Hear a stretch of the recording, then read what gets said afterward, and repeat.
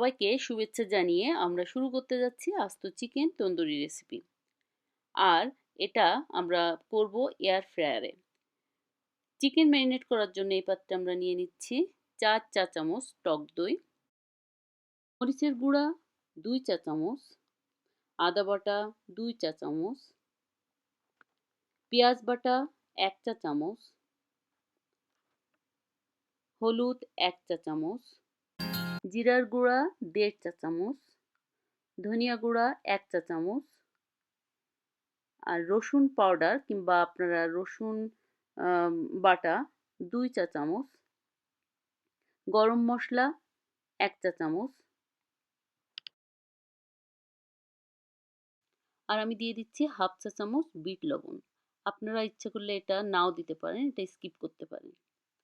এরপর আমি দিয়ে দিব তন্দুরি মশলা পাউডার 2 চামচ এবং হাফ চা চামচ, মোটমাট 2.5 চা চামচ তন্দুরি মশলা।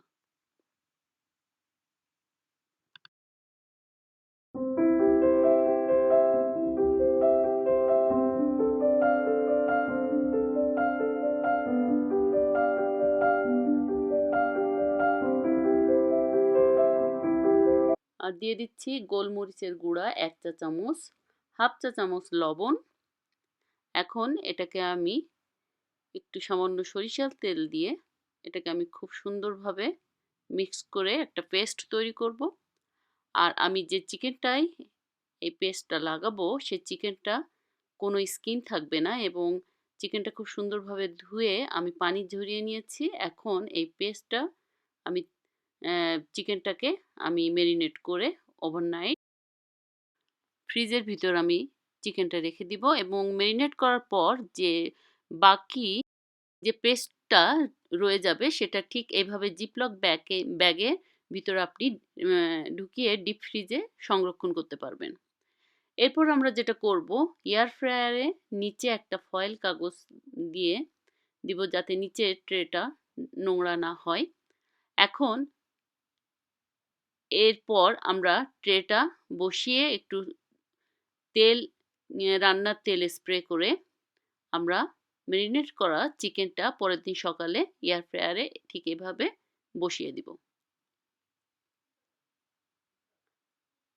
প্রথম দিকে আমরা এয়ার ফ্রায়ারের তাপমাত্রাটা রাখবো 380 ফারেনহাইট 15 মিনিটের জন্য।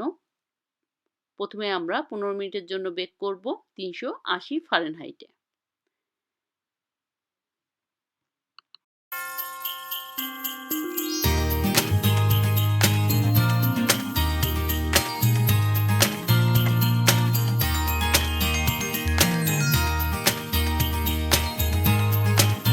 ফিরে এলাম 15 মিনিট পর। এখন এয়ার ফ্রায়ারটা খুলে দেখি আমাদের চিকেনের কি অবস্থা।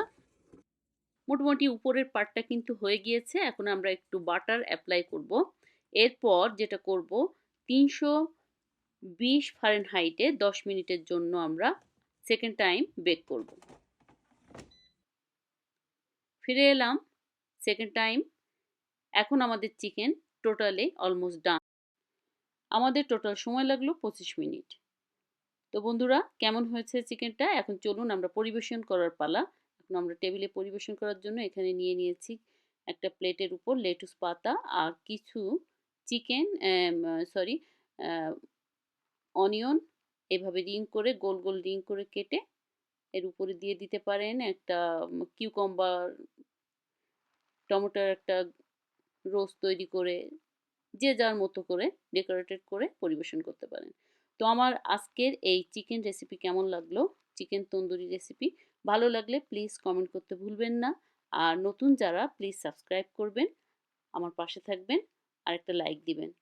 তো আজ এই পর্যন্ত, সবাই ভালো থাকবেন। আল্লাহ হাফেজ।